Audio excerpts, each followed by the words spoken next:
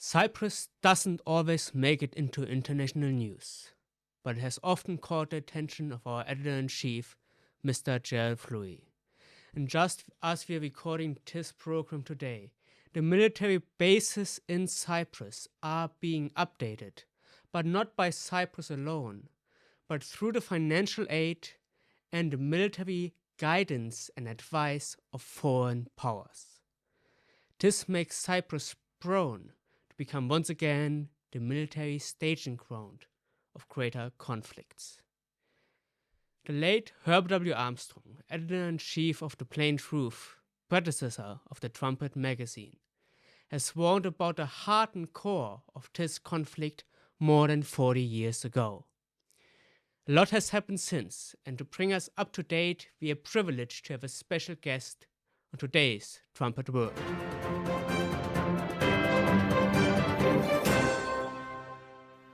Today we are joined by an international lawyer and general secretary of a new political party in Cyprus that was just formed a few years ago, the United Republican Party of Cyprus. Welcome, Nicolaos Komnenos. Thank you for contacting me. Thank you very much. I am online with you. Yes, just before we started recording, you sent me an email talking about military preparations in Cyprus right now, where people from America and from people that are stationed in Germany are coming to update some of the military facilities in Cyprus just as we are speaking. Maybe you can give us some updates about the announcement of the Cyprus government about that and anything else you may know about it. Yes, today our political party sent an open letter to the president of Cyprus and to the major political parties, and we are protesting ongoing militarization of Cyprus. Yesterday, indeed, the government of Cyprus announced that a delegation from the US Army stationed in Germany is visiting Paphos Air Base in order to upgrade it. And this is something we call arms race, which is or warmongering, which is happening in Cyprus since, let's say, last year very actively. And the President Biden recently issued a memorandum to the US Senate and to the US Parliament, removing the embargo on supply of arms to Cyprus.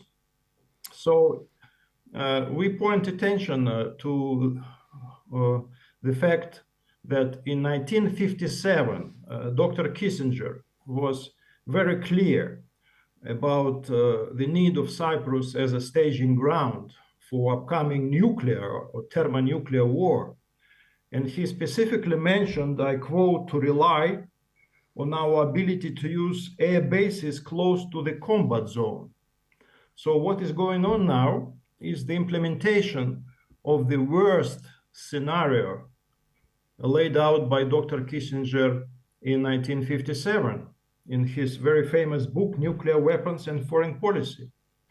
And this book is recognized as one of the most influential books.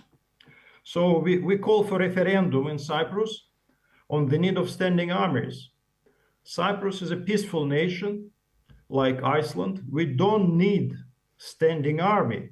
Yes, we need a strong police force, we need a coast guard, but we don't need a standing army. So this is the situation. So there are actually quite a few foreign powers that see Cyprus as a strategic island for military operations. Well, absolutely. In Cyprus, we have forces from the United Kingdom, United States, Greece, and Turkey. And in Cyprus, we don't have our own defense force. We relied on the National Guard of Greece, or National Guard of Cyprus, staffed by the generals from Greece. So, and we are talking about tens of thousands of active troops on active duties on this tiny island. One would wonder what they're doing there. It is on the record by the parliament in the United Kingdom that the Akrotiri military base is equipped for accommodating nuclear warheads. I don't know how it is in compliance with the Non-Proliferation Treaty, but as I say, the British Armed Forces are prepared to use nuclear weapons from Cyprus long ago, and it is on the record in the parliament. Now the United States is coming to Cyprus to upgrade their facilities. We have a huge Turkish army contingent based in the north of Cyprus. We are in the dark. We don't know what these troops are doing. And we are protesting against it. Cyprus, as I say, needs a referendum, and Cyprus needs to get rid of all armed forces, including from the United States, from UK, from Turkey, from Greece, or from elsewhere.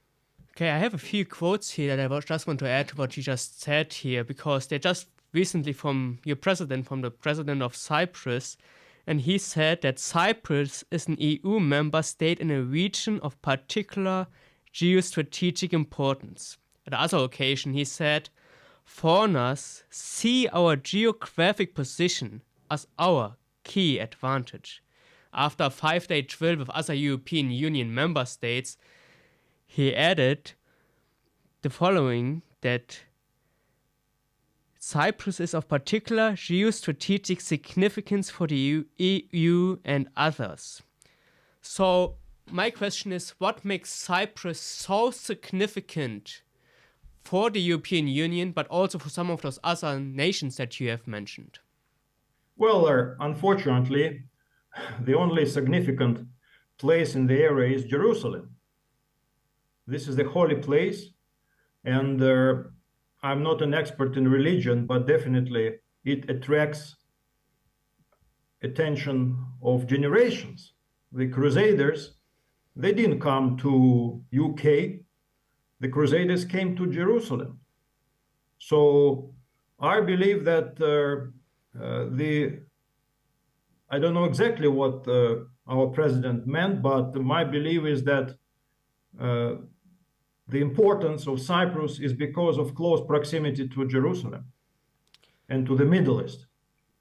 Yeah, that makes sense. It's the closest island there, and it's just an hour flight.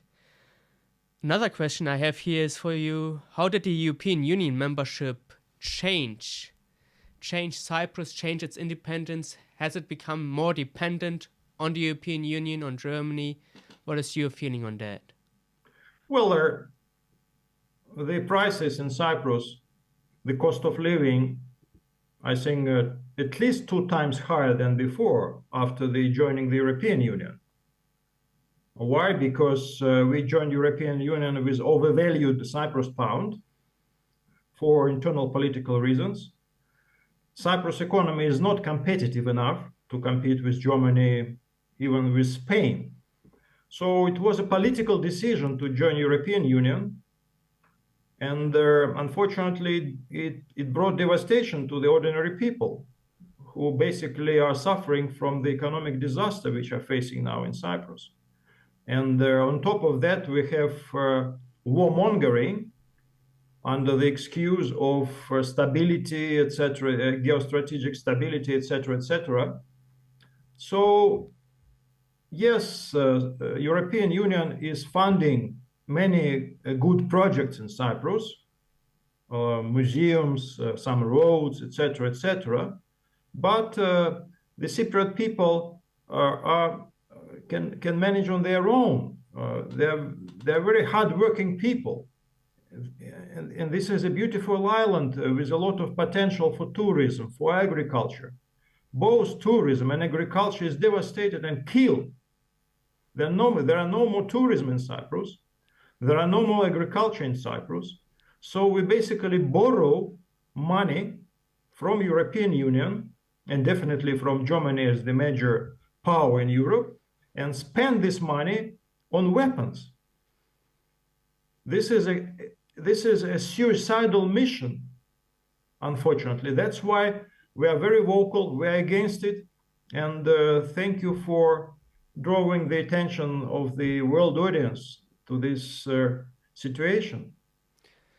Yeah, that's a good point. And the European Union, it does offer some benefits, as you have stated, but often those benefits are just to lure people into the sway of an overarching government that your people can't really decide what those leaders want and what they do with your island, what they do with your country. So it's really often the case that you give up something for something that you can't control anymore, and that can be very dangerous.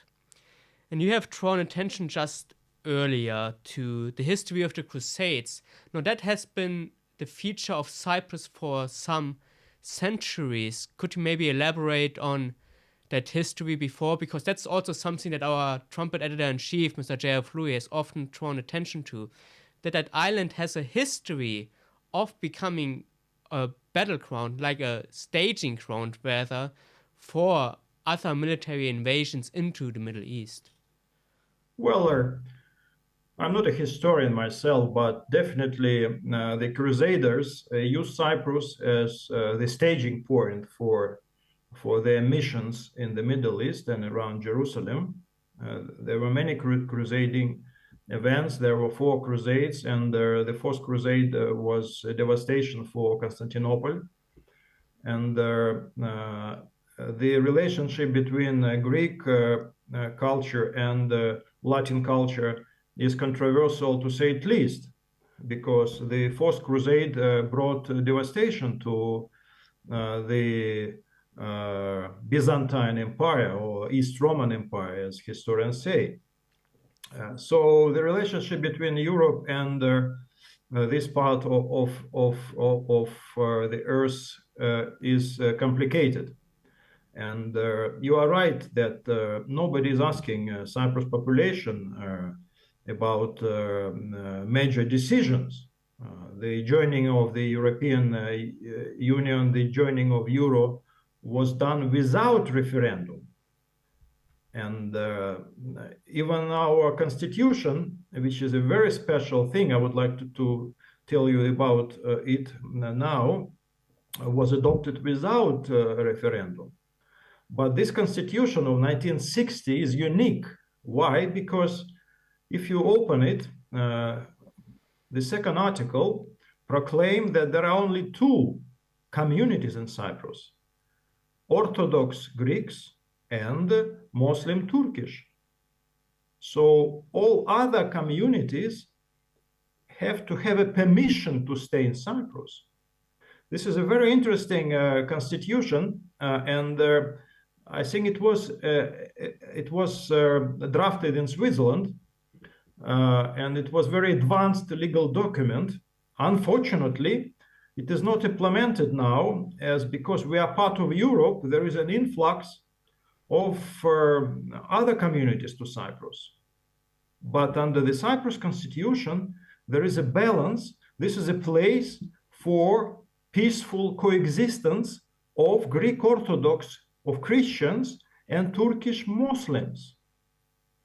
So we're supposed to live in peace as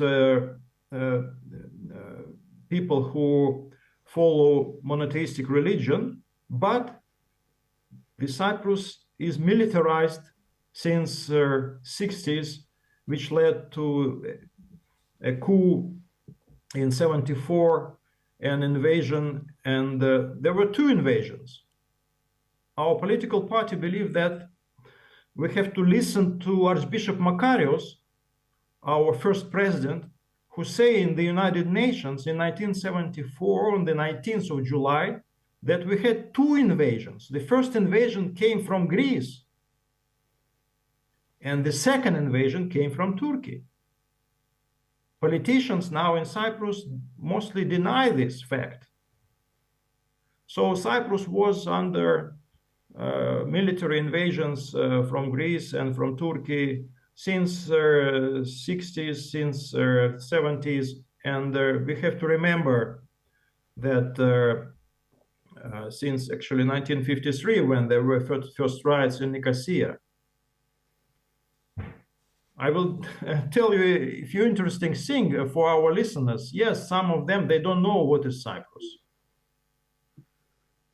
But if you are good in astronomy, you can build axis of our Earth, and it starts in Jerusalem, goes through Nicosia, which is the capital of Cyprus, then Istanbul, then Budapest, and then to Canada. This is the center of our Earth. So Cyprus is geographically, historically, is very important place. But Cyprus is not for sale. It belongs to Christians and to Muslims, to the two communities which is under Article 2 are titled nations here. Like Germans are titled nations in Germany, like French are titled nation in France. That's the brief of the history. I'm glad that you point out that fight over this island from different parts, like you said, from Greece and from Turkey.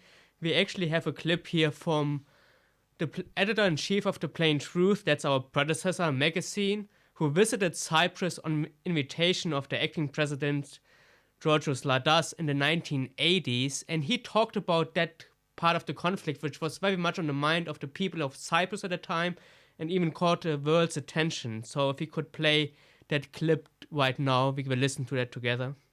In a visit in Nicosia, Cyprus, to the acting president of that nation, Cyprus, Mr. George Ladas, he was astonished when he heard this same message.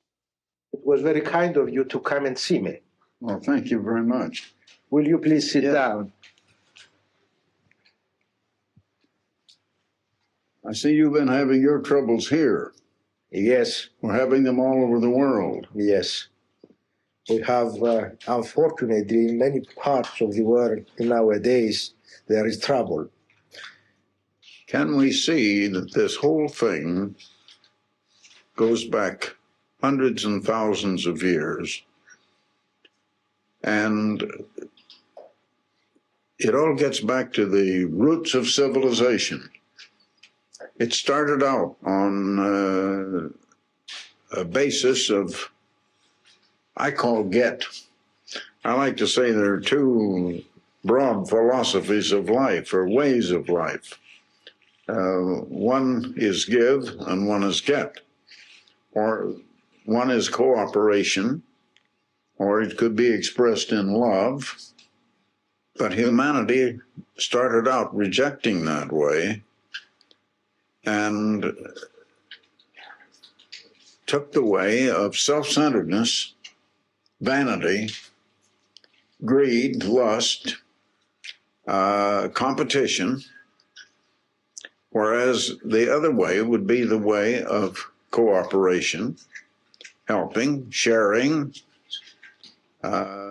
mutual concern for the good of each other. As it is, it's only concern for self. Yeah, that was Herbert W. Armstrong speaking to the acting president of Cyprus in the 1980s, and it seems like that conflict is still very much on everyone's mind in Cyprus today, isn't it? Well, this is very idealistic view, but definitely Cyprus is in the center of the clash of civilizations, which we are witnessing now. We have a very powerful Greek civilization, which goes back to the Platon. We lost the bridge between modernity through Byzantine and Greek culture now. So the Greeks are in refuge. They were trying, with the help of Cappadocia, to establish independent state, independent Republic of Greece after the Napoleonic Wars. And they're still struggling, both in Greece and in Cyprus. So Greeks are a very peaceful nation, actually, and they admire the peaceful life. So that's why I totally agree with the statement that we need more love. And Cyprus is the place of Aphrodite, which is the goddess of love, actually. We don't need weapons, shoes in Cyprus. We don't need rockets. We don't need air shields. Cyprus should be an excellent example of peaceful coexistence between Christians and Muslims, as envisaged by the Cyprus constitution. Another thing that caught my attention along some same lines, that Cyprus right now is trying to get involved in different kinds of conflicts. Just this past December, on December 23rd, the president of Cyprus appointed a special representative for religious freedom in the Middle East. And he said that that would assist the European Union's effort to support religious groups in the region. Now, Cyprus is a predominantly Christian country. How much does religion play a role on the island today? Well, Cyprus is absolutely a religious country. Back in the day, the Cyprus church was responsible for education of the citizens. The Archbishop of Cyprus is the second person in the governmental rank. I'm happy to say that my position in the governmental rank is 12, according to the Cyprus law, as the representative of a political party. So yes, religion is playing a critical part in the Cyprus society. Whether the decision was a surprise by the president to appoint an ambassador in Syria. And this is not the first surprise, it is the second surprise. The first surprise came in early 2024 when Vatican opened an embassy in Cyprus. So definitely bigger religious powers are coming to Cyprus, and the general public is not basically now aware of the reasons of Vatican coming to Cyprus in 2024 and not 30 years before. And the general public is not aware about the need to have a religious ambassador in Syria. Right. So you have to invite a representative of Cyprus government to answer your questions about why they're doing it. Yeah, I appreciate that. And when I read some of the statements about the Vatican, the new embassy there, they always relate that Cyprus played a historic role for them. But right now, the Roman Catholic Church has like less than 5% of a membership in Cyprus, but they're still seeing Cyprus as a key staging ground for them to be more involved in the Middle East, to strengthen the Roman Catholic Church in the Middle East. Another question related to that somewhat is, and you have alluded to that earlier as well already, Cyprus has become a member of the European Union and has also become like financially tied to the European Union and Germany. Do you think that financial ties, the dependence financially on the European Union, may play a role in Cyprus being levied into that direction as it is? Well, politics is a money game. It's not a secret. So the flow of money is not visible, but definitely there is a bigger chunk of money coming to Cyprus from Germany. Actually, some EPP, there was recently, this is a political party or a movement in Europe, European People's Party. And the president of Cyprus was attending such a gathering in Germany. So definitely there is a flow of money into Cyprus, and the power, the political power comes with money. Unfortunately or fortunately, this information is not public, and we don't know who pays for what, but definitely this has to be investigated. It has to be investigated. What is Cyprus went bankrupt in 2013, and it is a known fact that European Union or Troika bailed out Cyprus in brackets because major bank was closed and citizens lost maybe 10 billion euro of their savings. But since 2013, Europe is having a leverage over affairs in Cyprus.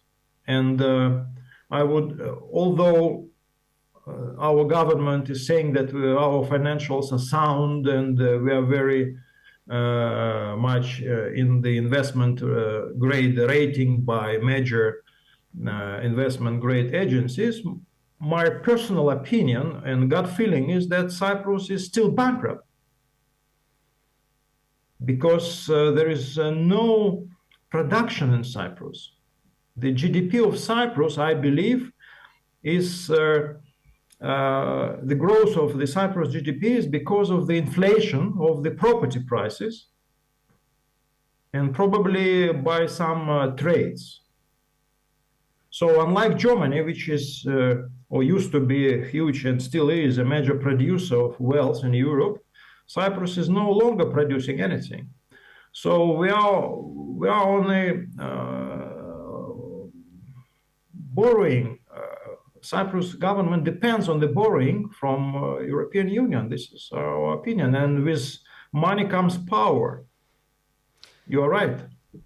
Yeah, that's quite sad to hear how financial things can use like that. You get a country into debt, you get a country dependent on debt, you get a country dependent on financial flow from a different country, and that country obviously has to do what you want to say. And our editor-in-chief in 2013 has actually written an article about that where he warned that Germany is not doing that altruistically. They are not doing that because they want to help the people in Cyprus. Much more, this crisis is engineered to get control. So it's interesting to see that you see something is similar along those lines. I will tell you more. I will tell you that our political party is very known for return of national currency of Cyprus pound. Why? Because if you don't have a national currency, you have a foreign currency, and foreign political influence comes with this currency. Because nobody knows who is investing or who is sending euros to Cyprus. And I'm calling for Germany to introduce German mark, because I'm sure that Germany may find itself in the same situation as Cyprus, as when there are no capital controls, you don't know who is sending euros to Germany and who is sending euros out of Germany. So we are calling for national currencies and Cyprus pound, and we're calling for capital controls. So we know that this is a genuine investment or a corrupted type of money in order to exert an influence, a political influence on our land. Yeah, and that I think ties in what we have discussed with the military parts too, because once you have the financial control and then you have a military control over an island, then you have the control over what they can spend and who can defend themselves. And that's really not what an independent country would want. The military control in another nation's hands and financial control in another nation's hands. Just because Donald Trump was inaugurated president just a few days ago, do you have any thoughts on how he might change? You mentioned earlier that Biden in his last days just allowed Cyprus to buy weapons from the United States directly from the government, as I understand. So do you have any expectations on how Donald Trump may change things up in the region? Well, we are just a political party.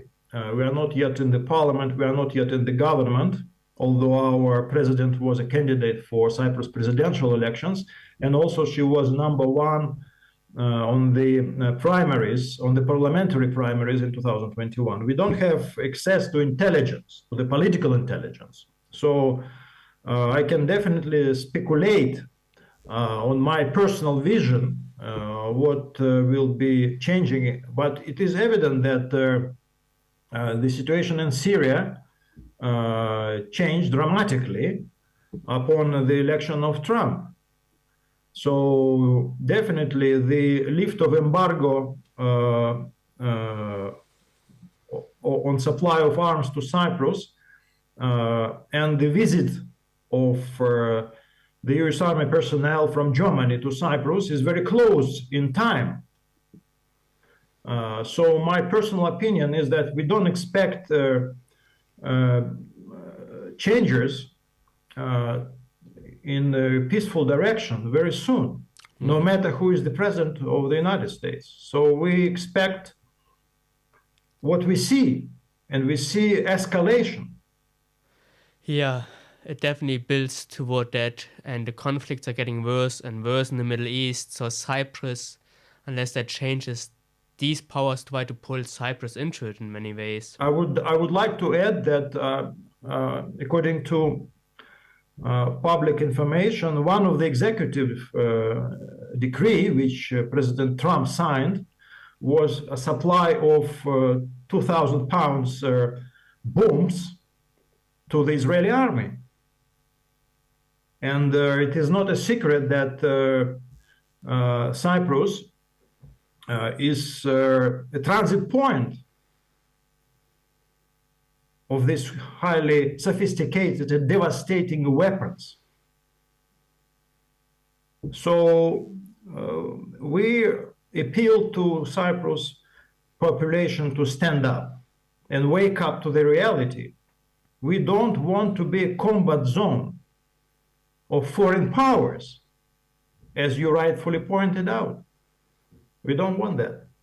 Okay, just for a final question, you contacted us in response to an article you read on the Vatican using Cyprus as a gateway into Jerusalem. Would you maybe just like to share your reaction to that initial contact that you had with us upon reading that article, or any comments you may have on elaborating on that article? Well, I have seen a few articles from your side on militarization of Cyprus. My initial impression was it is a type of warmongering, but subsequently I was convinced by your editors that you are calling for peace. Vatican, they have a huge embassy in Lebanon for dozens of years, of centuries, I don't know. Why they're coming to Cyprus, I don't know. As I say, Jerusalem is geographically, historically, religiously, is a very critical place, very sensitive place. And my opinion is that this area must be demilitarized to keep its religious importance. We don't need the Middle East to be a trigger for the nuclear war. But definitely such scenarios are not only on paper from Kissinger from 1957, they're unfolding in front of our eyes. Yeah, I would definitely agree with that something sinister is being worked out here, and Cyprus is right in the middle of it. Now you have a political party, and some people in Cyprus that might be watching that might want to reach out to you to thank you for what you're doing, or else do you have any way that they could contact you, or any other thing you want to point them to? Well, we have a website, and people can search us on Google, and they can contact me directly through the website, through the chat button, and they can enroll to our political party, because this is the way forward. We have elections, we have parliamentary elections very soon, and then we have presidential elections, and we will participate in all of these elections. So we need to take control of the power. If you like, our president is like a Trump in the United States. We have Trump in Cyprus. This is Josué Komnenos, who was a candidate of the Cyprus presidential elections in 2023. Of course, people were blinded. They didn't know about us because we are new, but we will protect people of Cyprus, and we will ensure that peace will come to this area.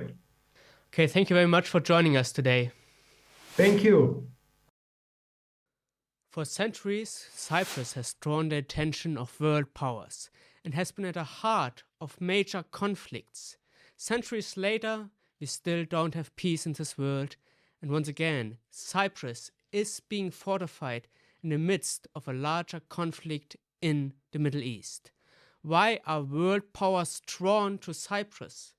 Why is Germany particularly interested in this small island? Trump editor-in-chief Mr. Gerald Flurry has written an article, Why Germany Conquered Cyprus, to explain these questions. He wrote the following.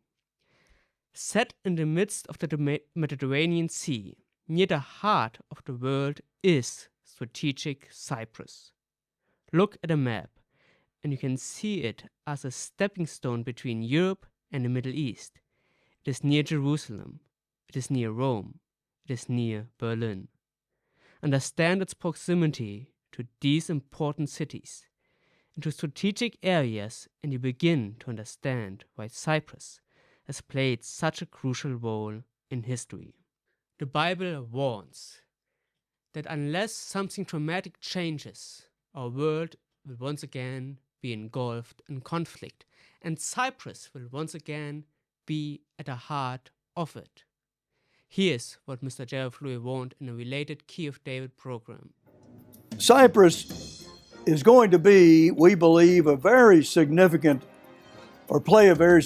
role in the near future, and is really going to be probably the little island from which World War III will be triggered. Now, that is according to Bible prophecies. That might seem strange, but then on the other hand, there have been several crusades launched from the little island of Cyprus. And why is this little island so important to Germany, a nation who has started 2 world wars and now have Cyprus in absolute bondage to their country? How did that happen? After Germany was so completely destroyed after World War II, how have they regained such power in Europe today? But the Bible's message is not one of gloom and doom. Much rather, it shows the problems that we are facing, and it gives the solutions that we so desperately need. To learn more about this crucial subject, read Mr. Flurry's article, Why Germany Conquered Cyprus, on our website, thetrumpet.com. Thank you for joining us today on Trumpet the World. Tune in again on Friday for the next live show. Thanks to engineering and production to George Haddad. If you want to write any comments, positive or negative, write them to letters@thetrumpet.com. Until next time, keep watching your world.